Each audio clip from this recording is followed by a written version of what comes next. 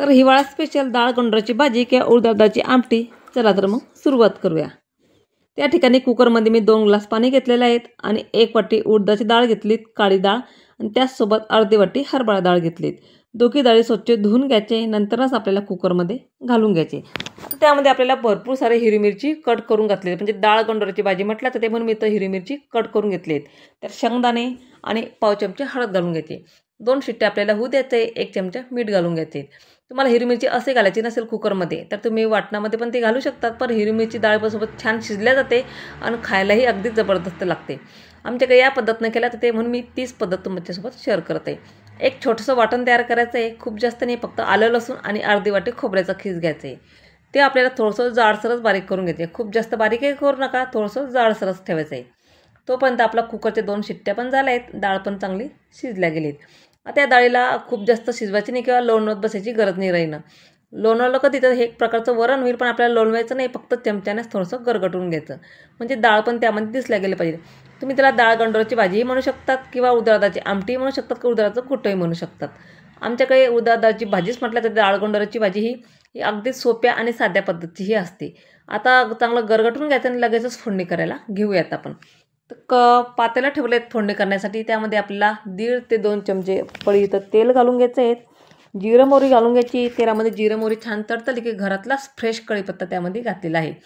नंतर आपण जे वाटण तयार केलं होतं आलं लसूण आणि खोबऱ्याचं, ते वाटण त्यामध्ये घालून घ्यायचं आहे। काही सेकंदच ते चांगलं परतून घ्यायचं आहे। यात आपल्याला कुठलाही मसाला नाही वापरायचा आहे, ना गरम मसाला ना कांदा लसूण मसाला, अगदी सोपी आणि साध्या सिंपलची ही भाजी असते। आणि त्यामध्ये फक्त आपल्याला 1 चमचा धना पावडर आणि पाव चमचा इथं हळद घालायची, कारण डाळ शिजताना पण आपण हळद घातली होती, म्हणून आता अगदी थोडीशीच घातली, म्हणजे छान रंग येण्यासाठी। आता जे वाटण तयार डाळ शिजलेली होती आपली, हरभरा डाळ आणि उडदाची डाळ, ती त्यामध्ये आपल्याला घालून घ्यायची आणि पुन्हा 2 ते 3 मिनटं चांगली शिजू द्यायची। आता घरातल्या व्यक्तीप्रमाणे त्यामध्ये पाणी घालून घ्यायचे। आता ही जर भाजी म्हटली तर त्यात थोडीशी पातळच असते, खूप जास्त दाटसर नसते, कारण भाकरीसोबत खायला जबरदस्त लागते, म्हणून ही भाजी थोडीशी पातळच केल्या जाते। चांगलं 3 ते 4 मिनटं चांगली उकळू द्यायची। आता हिरवी मिरची त्यात डायरेक्ट कुकरमध्ये घातली होती ना तुम्ही, फोडणीमध्ये जसं आलं लसूण बारीक केलं तुम्ही, त्याच पद्धतीने हिरवी मिरची पण तुम्ही त्यामध्ये बारीक करून घालू शकतात, जर तुम्हाला आवडत असेल। पण ही भाजी अशा पद्धतीने केल्या जाते डाळ गोंडराची, मग केली। आता या भाजीसोबत भाकरी ही आवर्जून केल्या जाते, कारण आमच्यासोबत ही भाजी जर कधी केली त्यासोबत आवर्जून ही ज्वारीची भाकरी बनवल्या जाते।